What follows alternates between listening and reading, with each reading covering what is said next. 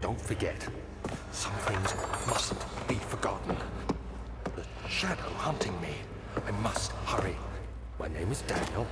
I live in London at Mayfair. What have I done? This is crazy. Don't forget. Don't forget. I must stop him. Focus. My name is... I am Daniel.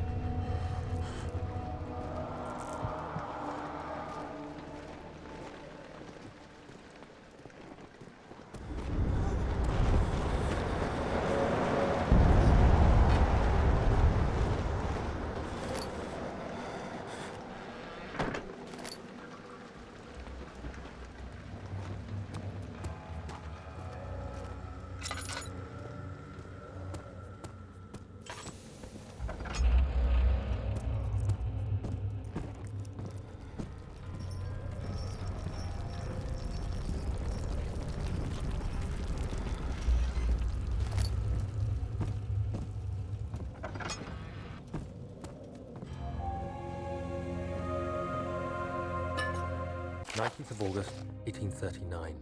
I wish I could ask how much you remember. I don't know if there will be anything left after I consume this drink. Don't be afraid, Daniel. I can't tell you why, but know this. I choose to forget. Try to find comfort and strength in that fact. There is a purpose. You are my final effort to put things right. God willing, the name Alexander of Brandenburg still invokes bitter anger in you. If not, this will sound horrible. Go to the inner sanctum, find Alexander, and kill him. His body is old and weak, and yours, young and strong. He will be no match for you. One last thing. A shadow is following you. It's a living nightmare, breaking down reality. I have tried everything, and there is no way to fight back. You need to escape it as long as you can. Redeem us both, Daniel. Descend into the darkness where Alexander waits and murder him. Your former self, Daniel.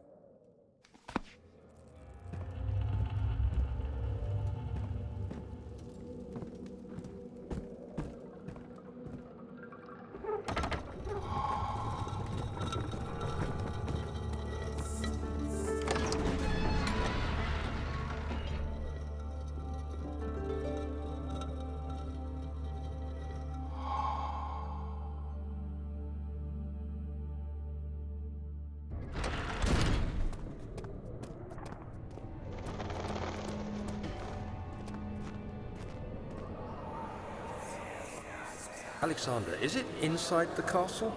In a manner of speaking. Come, bring the lamp. You've been to the refinery, have you not? I don't believe I have. Is it connected to the... what did you call it? The inner sanctum. My most precious chamber, Daniel. And it lies well beyond the refinery. In fact, it lies beneath the very stone of Brandenburg.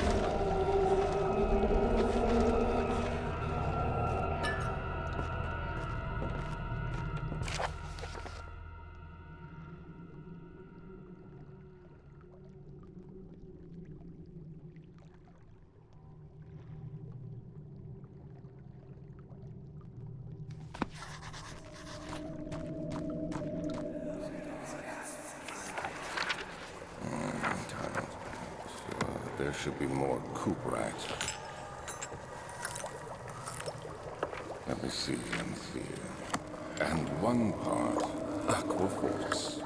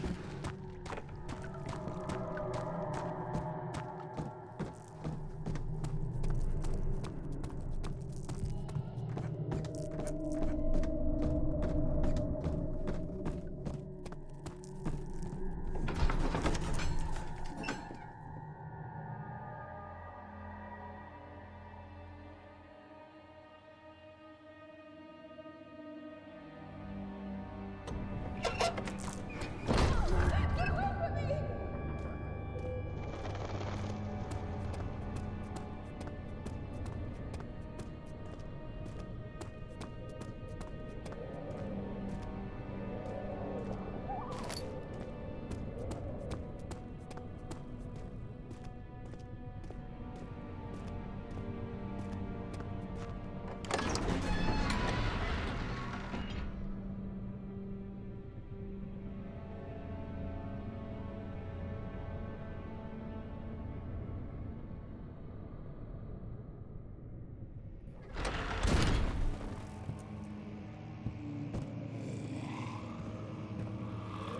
16th of May, 1839.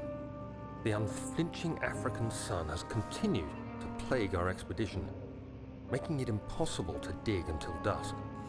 How Professor Herbert managed to find the location in these vast plains of nothingness remains a mystery to me. When I asked him about the tomb again, he told me about the legend of Tin Hanan, the mother of us all.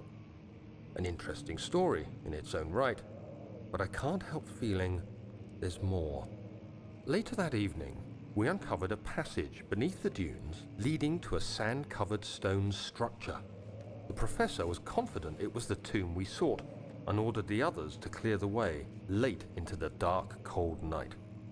Tomorrow, I shall lead the men into the ancient structure, hoping to reach the burial chamber. No matter what the professor is keeping from me, the dig should yield something interesting to take back to London and the British Museum.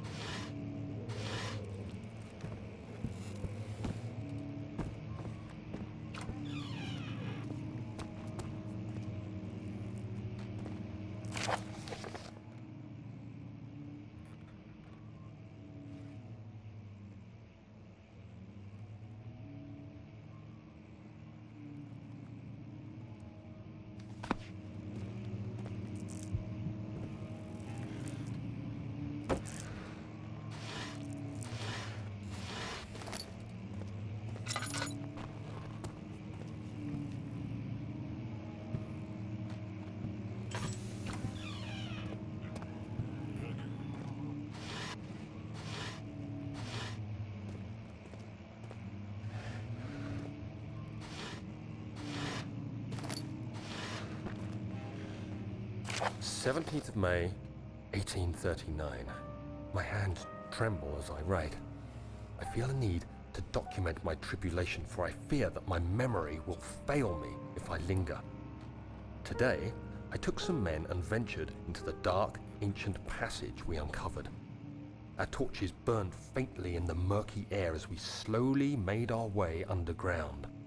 The men were superstitious and fearful. They argued loudly, and I felt their strange language getting to me. I mustered my strength and yelled at them to continue down the slopes and broken steps. The crudely carved passage confused me. It looked much older than the 4th century structure we had expected. The twisting path emerged into a great antechamber. The walls were lined with statues unlike any I'd ever seen. Despite their unearthly quality, I felt a strange familiarity toward them, which haunts me still. At the far end of the chamber, a great slab of stone sealed off whatever lay ahead. I gave the order to raise it, and as I pushed through the narrow space, the heavy stone suddenly dropped, sealing me inside. I was trapped.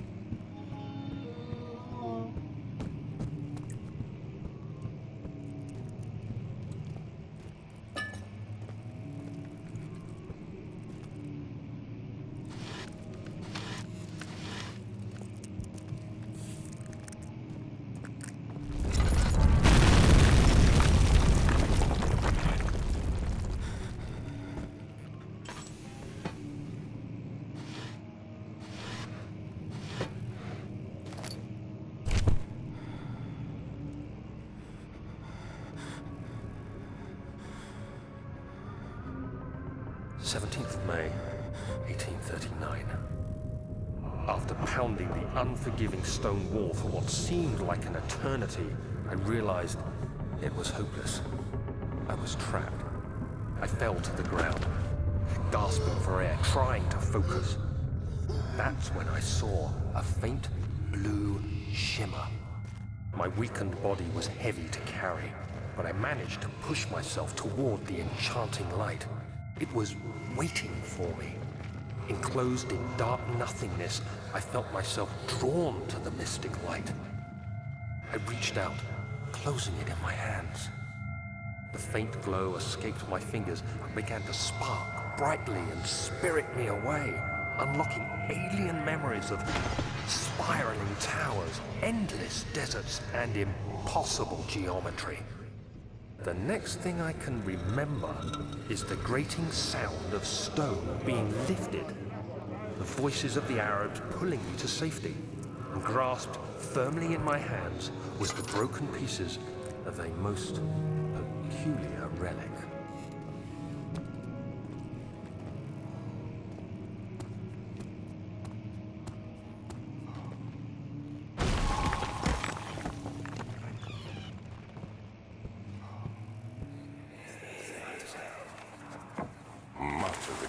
Is old and hasn't been tended to for centuries. When the shadow arrives, it won't take long until things start falling apart. We're just buying time anyway. Let's do what we can. There isn't much to be done about the wars. We should reinforce weak structures. The ground will tremble and there's a risk everything will cave in on us, especially downstairs. Here, and there. Let's get the servants working on it.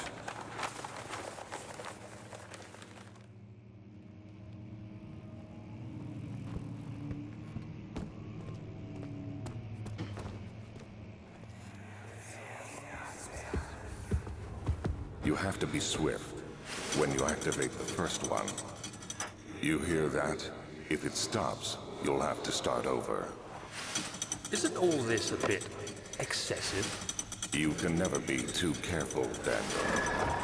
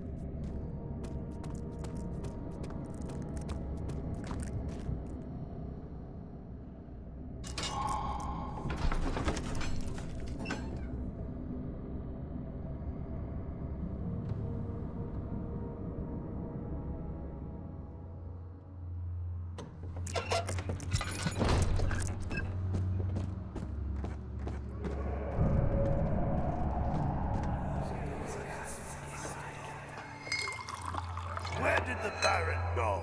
Who cares? He left us enough wine to last us a lifetime. Or at least until tomorrow.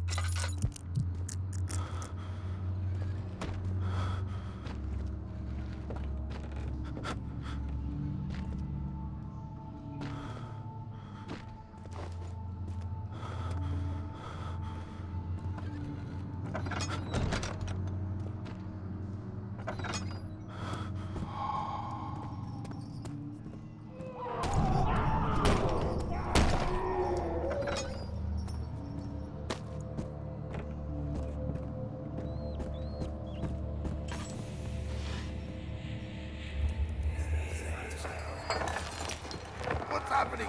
Oh, it feels like my chest is going to burst. My God! Wilhelm, do something! Accept it. We're not getting out of here alive. How can you say that? Alexander, you piece of shit! Let us out of here!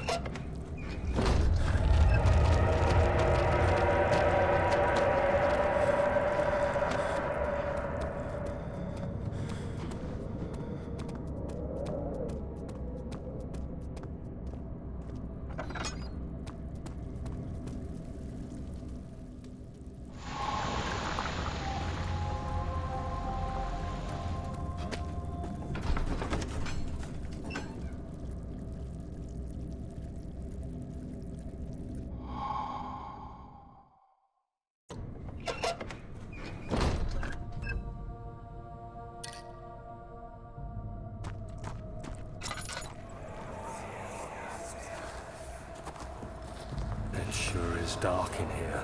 Yes, and there's a good reason for it. But you can light the lamp now if you wish. What's the reason? For the darkness, that is. Stay close. Be careful not to stray. What's the reason? Why is it so dark? Pay attention, Daniel. It's important that you keep going straight and make sure not to stray.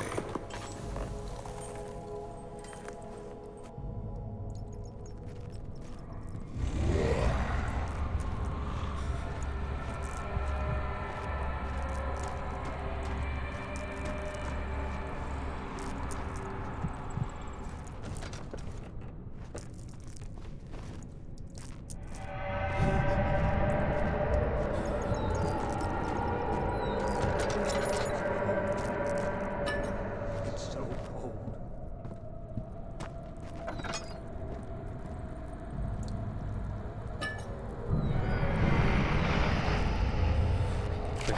June 1839.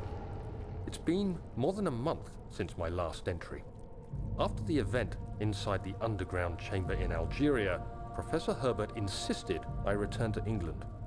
He said he didn't want to risk forfeiting the entire expedition lest I took a turn for the worse. An excessive decision, in retrospect. But I'm glad it turned out that way. I found my journal this morning in the haphazard collection of things brought home from Africa. Next to it lay the broken stone orb wrapped in cloth. I tried to assemble it, but couldn't. The pieces wouldn't fit together, as if they weren't from the same object. Could I have imagined it all? Was there ever a complete orb?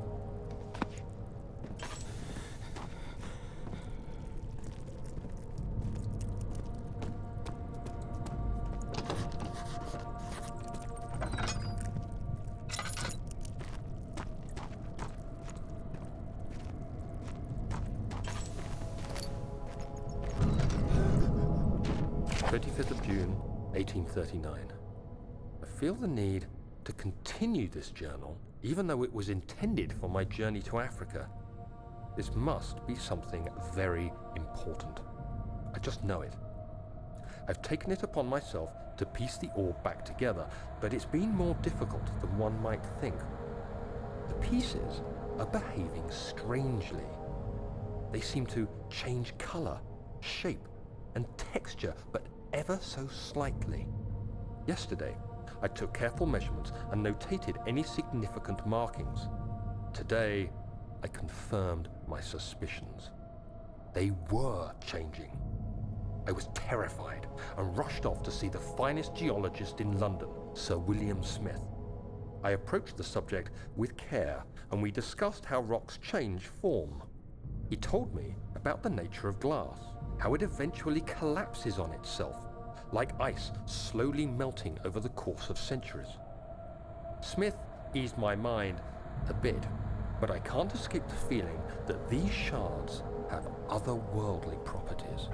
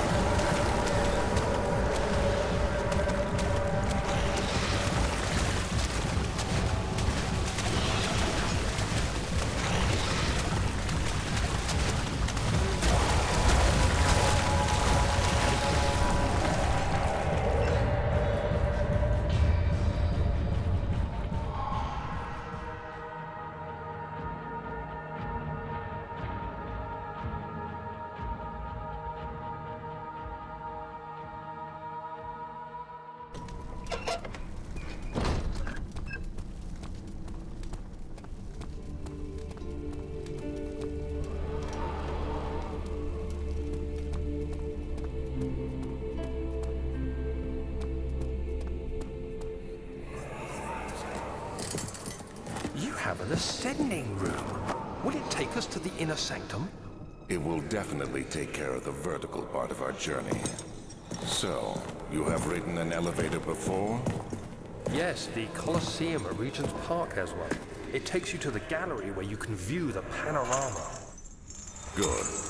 This ride might be a little longer, and in the other direction.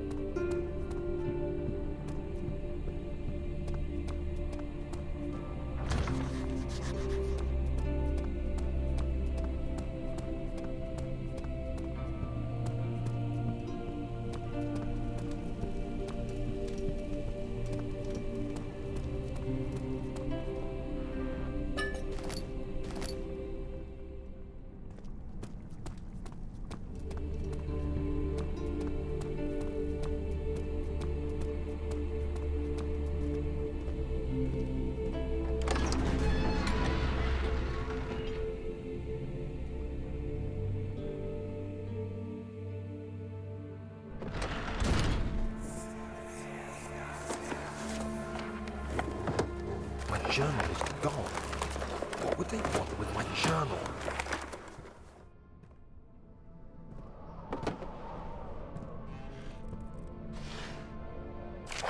July 2nd, 1839. I received a letter today from the Algerian governor's office disclosing the fate of Herbert's expedition. About a week after my departure, Abdullah, one of the men traveling with us, returned from the desert. He was badly injured, as if maimed by a lion. The man rambled deliriously about the expedition being attacked by something horrible. The French quickly dispatched a search party to look for the expedition. After searching for days, they found the camp abandoned without any trace of Herbert or his men. Tomorrow, I'll retrieve the things they recovered from Herbert's tent at the customs house. I don't know what to make of it, but I'm worried for him.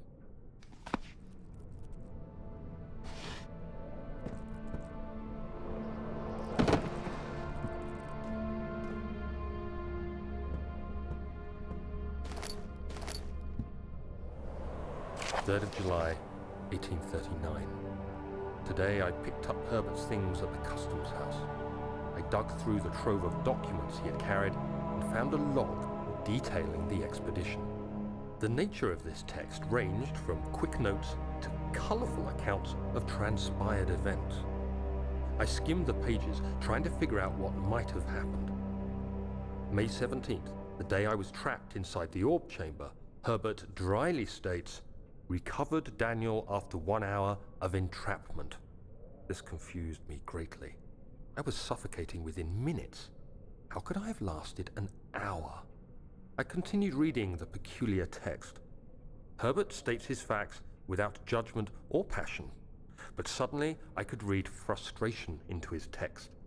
He pushed his men to investigate the underground tomb, an effort which seems to have strained the minds of his men.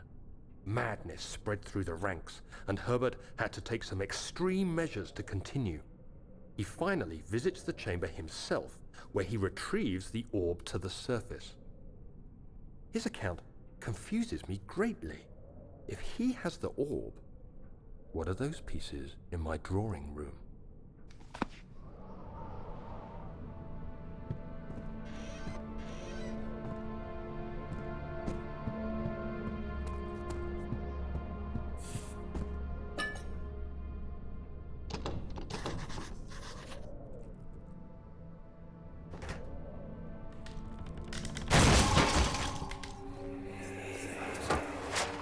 The key. Please, let it be here.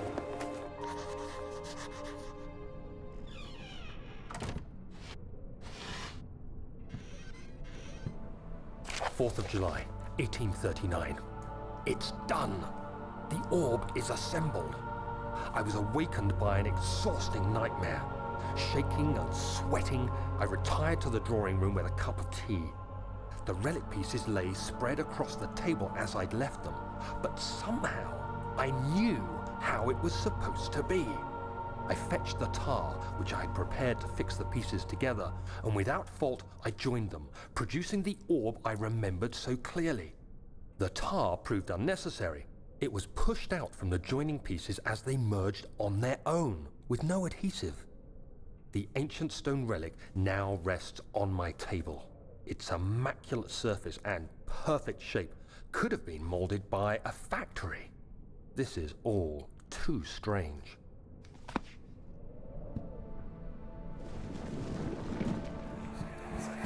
Oh, thank God, there it is. I guess it is a good place to hide it then.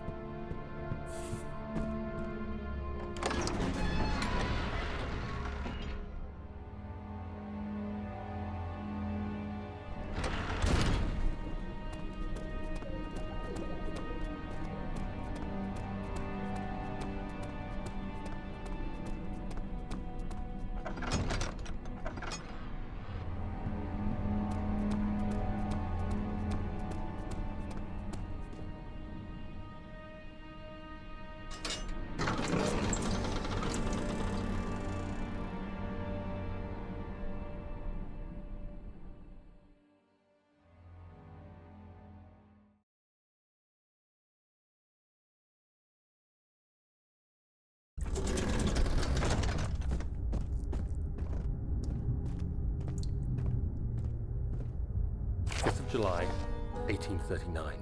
Today I went to the university looking for answers.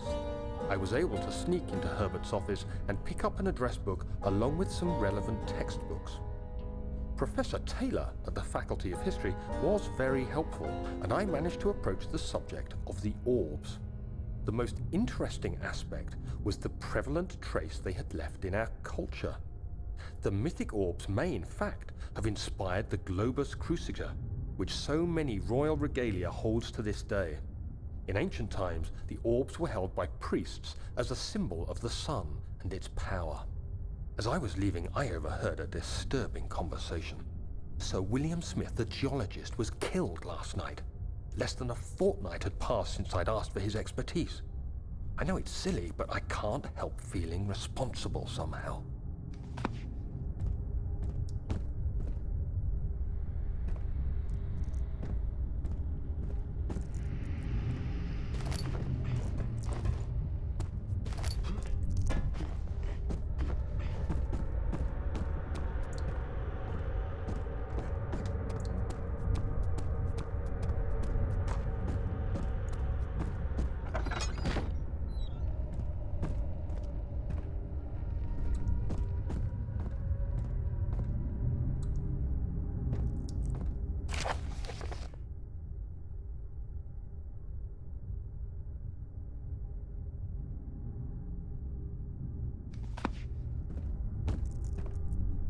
14th of July, 1839.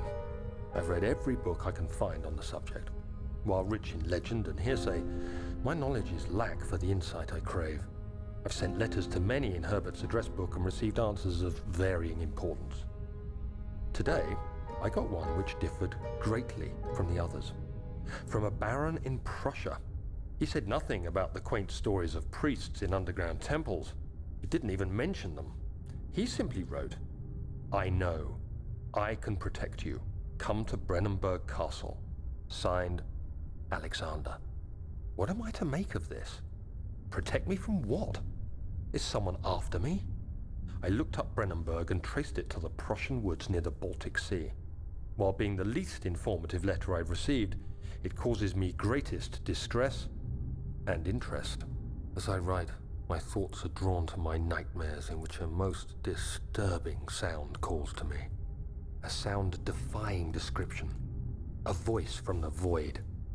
The last few weeks have been awful, with so many sleepless nights dreading a repeat of those horrid dreams. Tomorrow, I shall visit my physician, Dr. Tate, in hope that he can provide me with sedatives to help me sleep.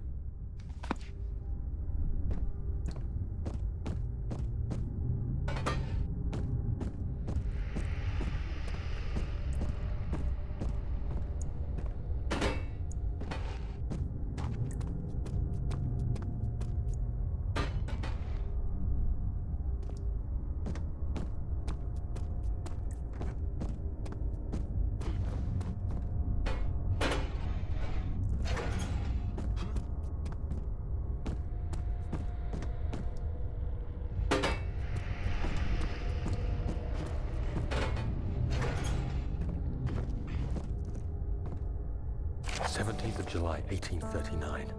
How has this escaped me? They're all dead. Limbs scattered, heads split down the middle, their skin flayed as if boiled. I feel like I'm falling into myself. What's happening? Sir William Smith, Professor Taylor, now Dr. Tate. Is it following me? How can it not be? It's the damn thing I brought from Africa. Something is after me. I have no choice but to trust the Baron. He better know what he claims. If he is wrong, I suspect he'll regret it as well.